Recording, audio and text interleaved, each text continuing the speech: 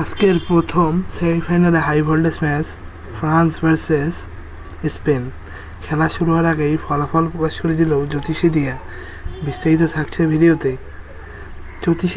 জ্যোতিষী দিয়া গত কয়েকটি ম্যাচের ভবিষ্যৎবাণী করেছিল এবং তার সেই ভবিষ্যৎবাণীতে প্রায় সব ম্যাচেই জিতেছে প্রত্যেকটি দল। সে আজকেও ভবিষ্যৎবাণী করেছে ফ্রান্স ভার্সেস স্পেন ম্যাচের। ফ্রান্স বর্তমানে তাদের পারফরমেন্সে তারা টপ ওয়ানে রয়েছে এবং স্পেনও তাদের পারফরমেন্স ধরে রেখেছে। স্পেন প্রথম ম্যাচে তারা কেপ ভার্দের সাথে ড্র করলেও পরবর্তী ম্যাচগুলো তারা অসাধারণভাবে জিতেছে এবং তারা প্রমাণ করছে যে তারা শিরোপা জেতার দাবিদার রাখে। এবং ফ্রান্সও তাদের অসাধারণ অ্যাটাকিং নিয়ে এ পর্যন্ত একটি ম্যাচও হারেনি। তারা প্রত্যেকটি ম্যাচেই অনেক অসাধারণ খেলে আসছে।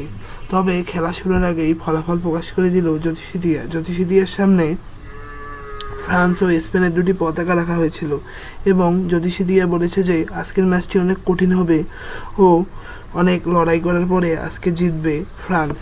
তবে আপনার কি মনে হচ্ছে আজকে কে জিতবে, ফ্রান্স নাকি স্পেন? এই বিষয়টি বেশি বেশি করে আমাদের কমেন্ট বক্সে কমেন্ট করবেন এবং ভিডিওতে বেশি বেশি করে লাইক করবেন। সবাইকে ধন্যবাদ। আসসালামু আলাইকুম।